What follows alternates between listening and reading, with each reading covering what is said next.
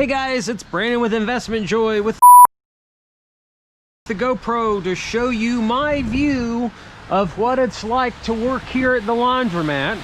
And as you can tell, it is a glorious day in Ohio. It's nice and warm. The sun is shining in this wonderful part of town. And we will see how much money my laundromat has made on week number 72. Lots of stuff to talk about. Alan has stocked it, so that's good. He retains his job yet another day. So we are going to start off with the dollar bill hopper, and this is how it works. It's full of ones. Nice. Look at that. Cool. Right, now that we've got this, here is the change hopper full of coins. I don't know if you can see this real well. Hopefully you can. And it's going to go in here. The sun is shining, and it has happened to get the bucket quite, or at least a bit wet, so hopefully that doesn't throw my collection to too much trouble, but we'll see. The machine just flashed 45.75. We're going to go over some stuff here with the laundromat. Today is the week number 72 of laundromat collections, and I try to talk about the nuts and the bolts as much as humanly possible. And if you've noticed, as it is right now, we've made about $70,000, or not 70, about $50,000 gross, not net, from the laundromat, which is a bit low compared to where it should have been. So I have gone and talked to some people with regards to who is the best in the business to help me. I've talked to some distributors. Oh, cool. This isn't too bad. Nice. I've talked to some distributors and different people, and the one that has by far the best reviews is Danny D'Angelo. He's the guy that helps people buy laundromats when they are broke, when they are poor. He has this thing called free laundromat. Look at all that. The free laundromat system. And he actually, I got his DVD a year ago, and I don't watch TV. So it took me 9 months to watch it. Now that I finally watched it, I've kind of come to the harsh reality I've done everything wrong. Which I guess is better to realize now. That's a good bit of cash, man. So I've come to the realization that I've done a lot of this wrong. So I am at a point now where he is actually flying in to come and meet with me in person. Oh my gosh, we got a leak. That's great. Oh crap. There's an apartment above this, so I'll have to check and see. Oh my gosh. Anyway, so he's actually going to come and walk through the laundromat. We got a, looks like they opened up the washer too. He's gonna come through the laundromat and show me what I have done wrong. Got a lot of change here, so that's good. But we got a leak. So I've talked to some distributors, and we've gone through, we're looking and wiping out all these dryers, going with all brand new. We have tape over some of them. It's not that they don't work. All these work. It's just it's intermittent. They're not reliable. These two work. They're not reliable. That one is a piece of crap. This one's super reliable. And it's just this terrible situation where I can go through and tell you which washers and dryers are reliable. Never broke, never broke. Broke 3 times, broke 2 times. Piece of crap, pretty good. Piece of crap, piece of crap. These were reliable up till one day, and the capacitor bank blew on both of them. $600 to fix. Dead reliable, 50% of the time, piece of crap. When I say it's a piece of crap, we have fixed this dryer here like 6 times. I've spent more than the, well, probably half of the value on it. This one's been reliable, unreliable, unreliable, unreliable. This one works, but it's been vandalized so severely that the coin mechanism does not work properly. This one, intermittent. It'll work 70–80% of the time. And if you're the poor soul who puts $4 in that and gets screwed, you're angry at me, but this one's also been vandalized. You shake it enough, this whole mechanism will come out. So Danny is, you know, a lot of people use him to get a free laundromat, which is a thing. This is not how he does it, but it's a way that I've engineered a free laundromat, and he's got a totally different, totally cool system. So nevertheless, I have been quite aggravated with the progress that we've had. Now we're getting a real expert out to help me figure out exactly what's going on, how we should be doing things, and make this as profitable as it should be. If you remember in prior videos, my goal here was $10,000 a month. And our best month, when all the machines were working flawlessly, I want to say that was March of this year, maybe February. We made $4,500 that month. We were so close. I mean, from October to April of October 2019 to April 2020, every single month the income was higher. Then when coronavirus hit, the vandalism here just exponentially went up, starting with Post Malone. We'll do this.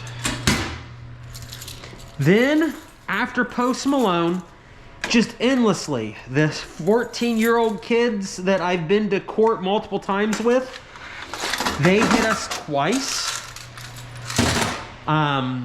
We did the 14-year-old kids that are drug addicts already at 14 and 15 years old. They've been in here. It's just this never-ending thing. So Danny has like this deal. And it's if your it's like the 10 worst things about a laundromat, in the sense that it's the common mistakes that laundromat owners, if you can fix them, you'll make all the money in the world. And it's just all these different things that your laundromat should have, and we have like 2. And the thing is, they're all fixable. So now I'm getting a laundry expert here to help me turbocharge the laundromat. Now we segue to the point that everybody really cares about, which is opening of my bill exchanger. All right, let's see. Yay! Looks good. So now we're actually going to organize it. Hopefully no one walks in on me.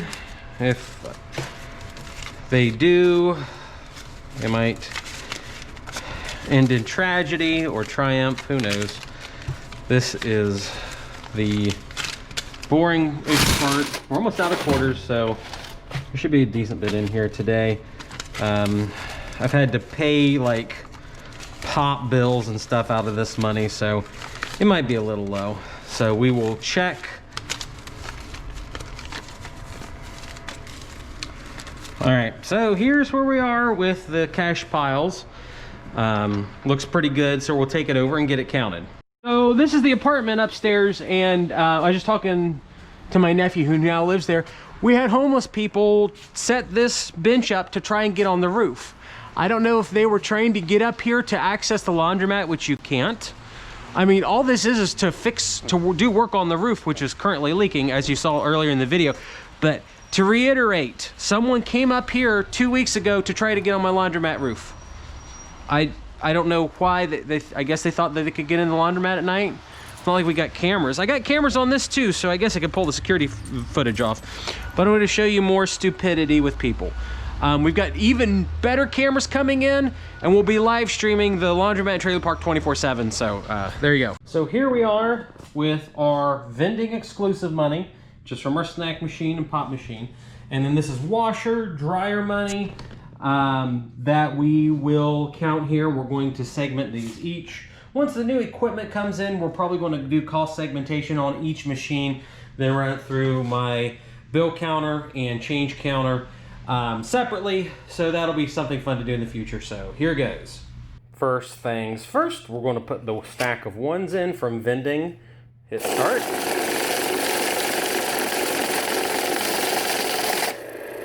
All right, $106. So there we are. We're putting it on our 3D printed Excel spreadsheet. And this is the last page of this one, so I'm going to have to 3D print some more. We're going to take this and we are going to dump it into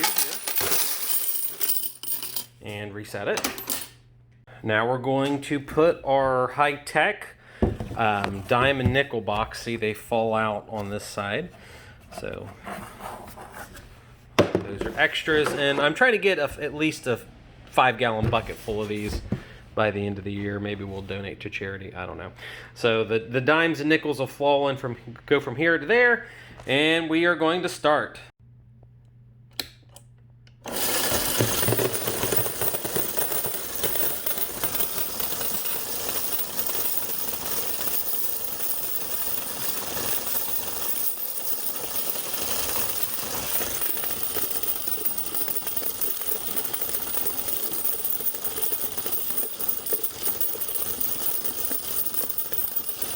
We had a jam, and it's a good kind of jam because it is a 1980 Susan B. Anthony dollar. These will not slide in the machine properly, and it jams it up, but hey, I made $1. Close it shut and start again.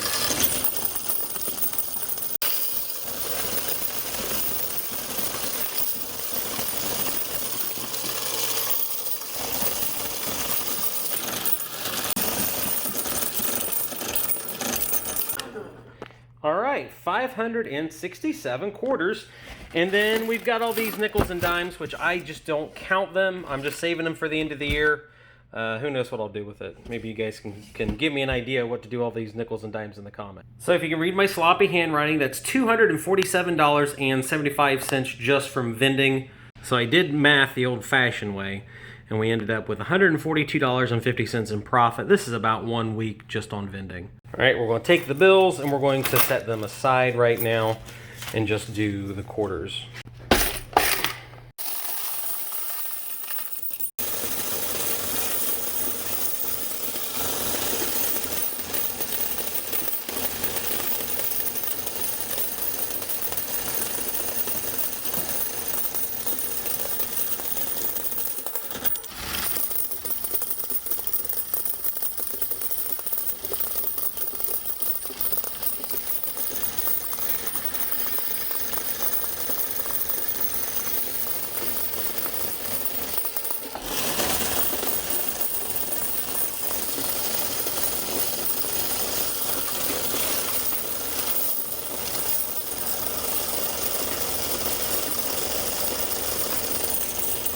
All right, 1,308.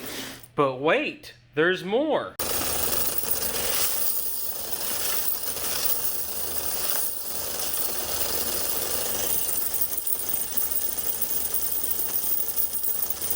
All right, this is the for real total, 1,754 quarters. Here we go with the ones.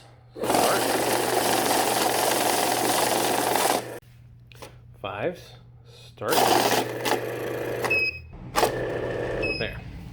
So 130, put that here. It's value to 10. This is going to be pathetic. Made a mistake with the 10s. We've got it fixed off camera. Now onto the 20s for a totally pathetic collection. Now having said this, there's also about $300 I took out from the safe to pay for materials and supplies, so we actually ended up with $250 plus $300. So that plus $300, that'd be $550 for this week, which is pretty pathetic. This number's really $550. So we've got $250 in bills, which it actually should be $550. Then in coins, we had $438.50. Now, this means that we ran a technical surplus this week on the quarters, but what's funny to me is I am now finally, for once, running into a surplus of quarters, and I definitely have a surplus of nickels and dimes here. In fact, by the end of this year, I'll have a 5-gallon bucket full of nickels and dimes just from these collections, which is cool. So now at the end of the year, I've got to decide, am I going to cash in my 3-gallon, well, it's probably like a 2-gallon Menards bucket of quarters. So now, on top of this, the apartments are rented again. I rented the other one, so now we're bringing in $1,100 a month on top of this. So if we are making $438 a week or $550 a little over a week period, we're not doing too bad. That'll be about a $3,500 a month. Our expenses run usually $2,500 depending on where the water is and gas and electric, but those only end up at about $1,000 a month. The mortgage runs $1,500, so we're going to end up in a surplus, I would guess, this month, in between all these delicious coins and dollar bills here, at a technical surplus probably of about $1,000 this month, which should be cool, as long as nothing really severely happens. So take a look at that, because he helps people get laundromats with no money out of pocket, kind of like how I did this one, but he swears they're better. So let's see.